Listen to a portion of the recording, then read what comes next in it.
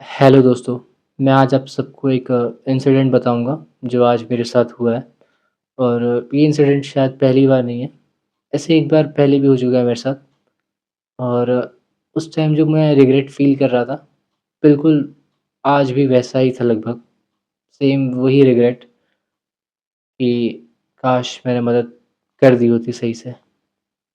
तो हुआ ये ना कि आज जब मैं अपने ऑफ़िस से निकला 7 बजे, तो मैं अपने घर की तरफ आ रहा था और आज ट्रैफ़िक बहुत था क्योंकि आज इलेक्शन का रिज़ल्ट आया है और जितने भी पार्टी जो जीत गई है, वो सब बहुत खुश थे, तो सेलिब्रेशन हो रहे थे रोड पे।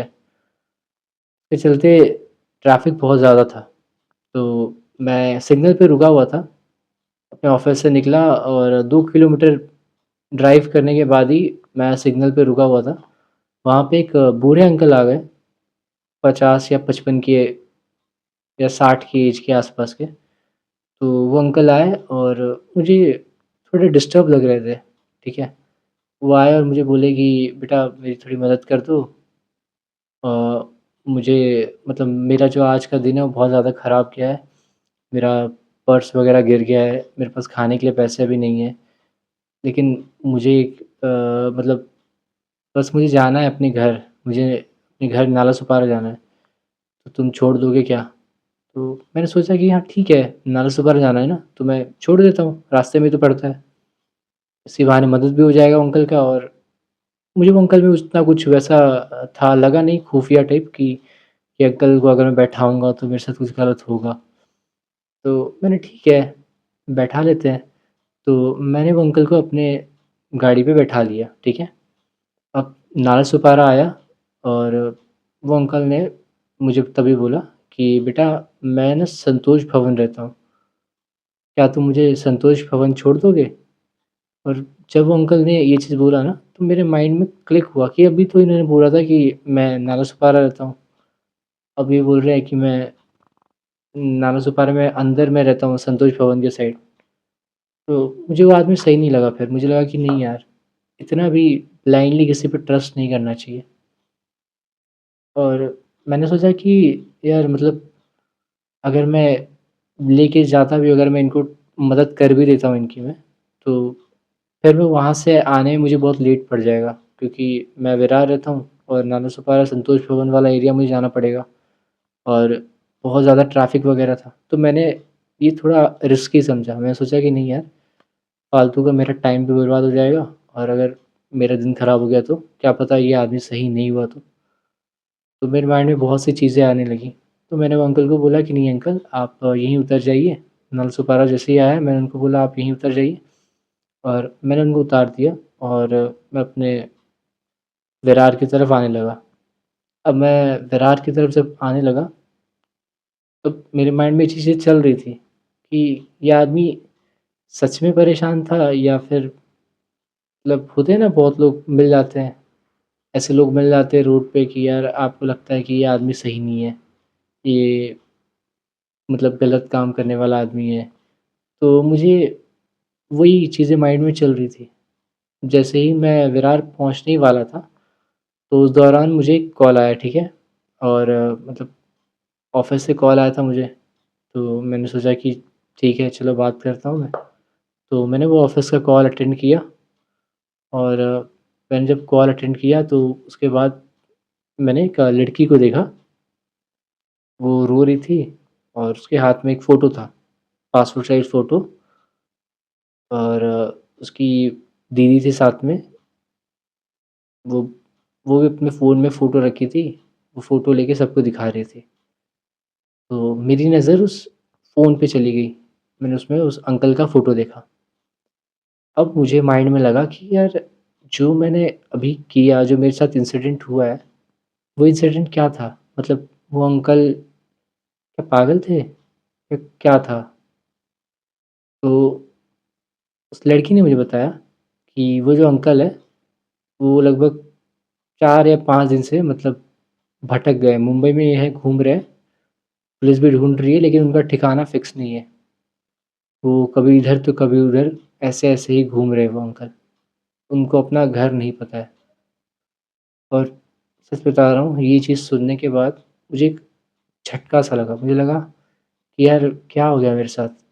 काश मैं वो अंकल को अपने साथ ही लेके आया रहता और जब लेके आया उसी दौरान मुझे ये लड़की मिल जाती, कितना अच्छा होता। या फिर ऐसा कुछ होता कि जहाँ मैंने नालासोपारा में वो अंकल को छोड़ा, वहीं पे ये लड़की मुझे मिल जाती, तो मैं इसकी मदद कर पाता।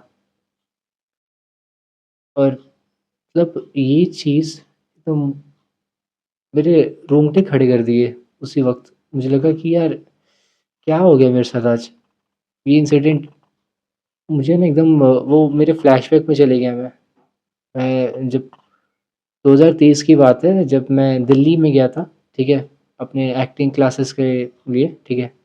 तो वहाँ पे मेरे साथ ऐसा ही एक सिमिलर इंसिडेंट हुआ था।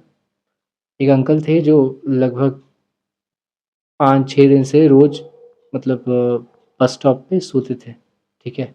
दिन हो या रात हो कब भी मैं जाता था, वहाँ पे वो अंकल मुझे दिखते ही दिखते थे।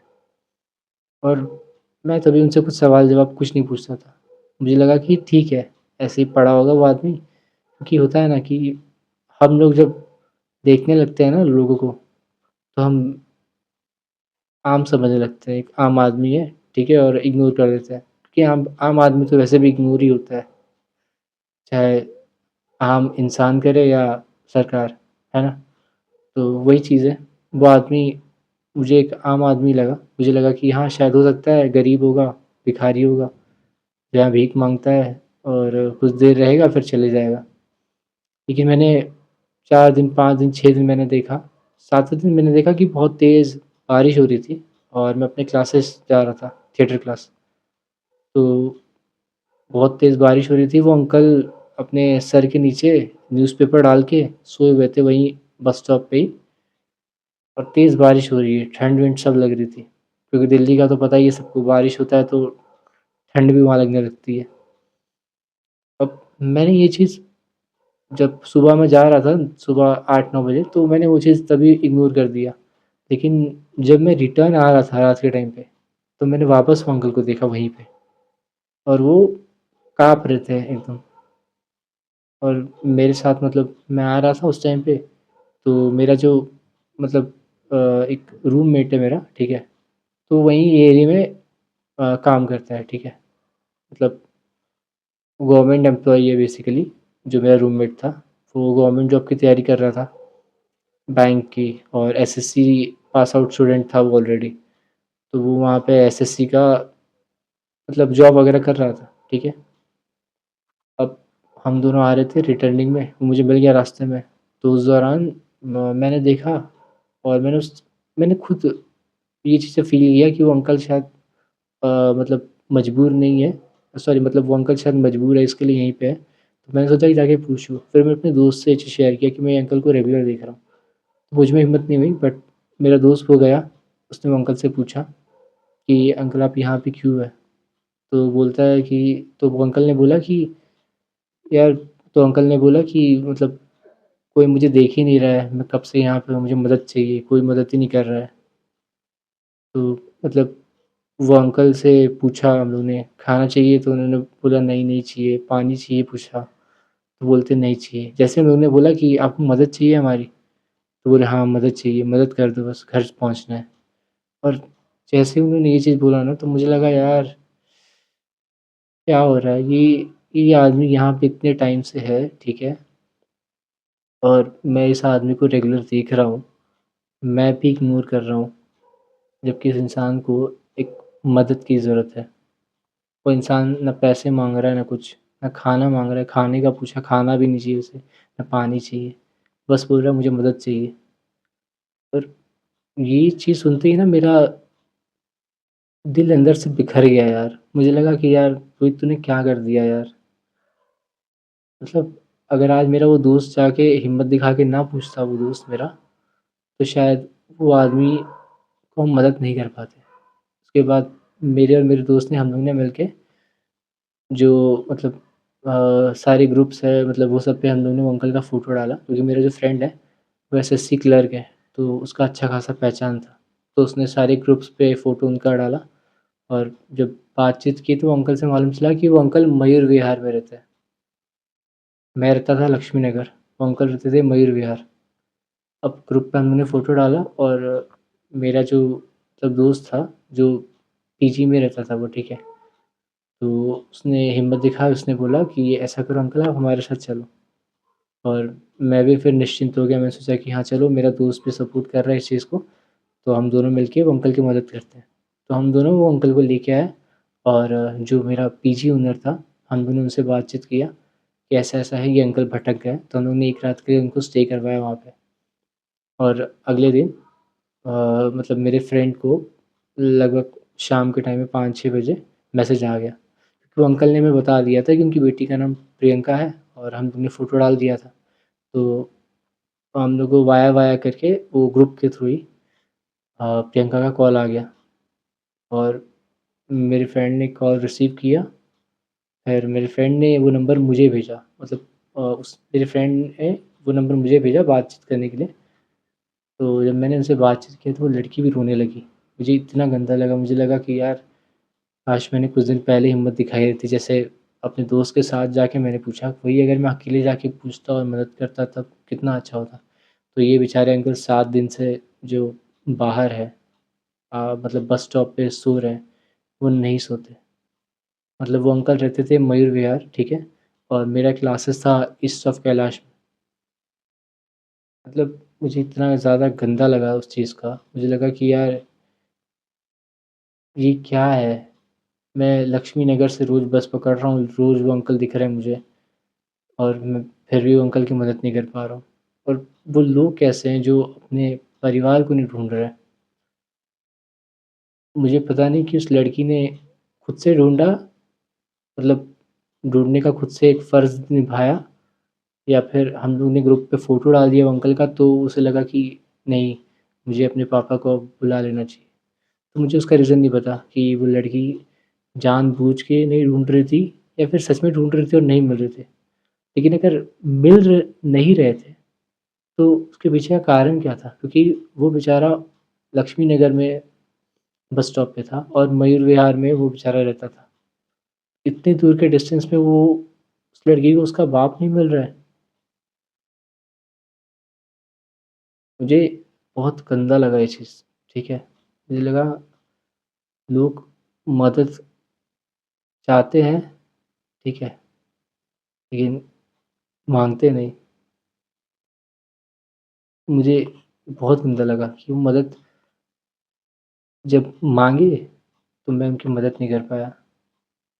होता है ना कि आप मदद चाहते हैं लेकिन मदद नहीं लेते, और होते हैं जो मदद माँगते हैं लेकिन सामने वाला उन्हें मदद नहीं देता।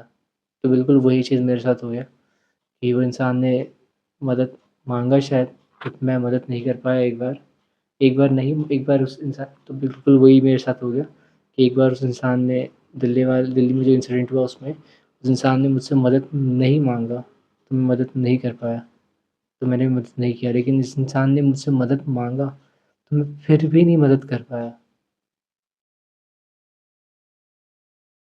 मैं ये इसके लिए बता रहा हूँ ना, मुझे बताना नहीं था, बट मुझे लगता है कि अगर आपको कभी ऐसा कोई इंसान मिले ना, ठीक है? कोई बस स्टॉप पे हो या कोई रोड पे भटका हो, तो उसकी ज़रूर मदद करिए, ठीक है? क्योंकि आज भी मैं उस इंसान की जब मैंने मदद की, जब मैंने उस इंसान को बैठा के गाड़ी पे नालासोपारा जब उसको छोड़ा, तो वो इंसान मुझे बता रहा था कि बेटा मैंने बहुत से गाड़ी वाले लोगों को बोला कि रुको, रुको मुझे यहाँ छोड़ दो, लेकिन किसी ने मेरी मदद नहीं की।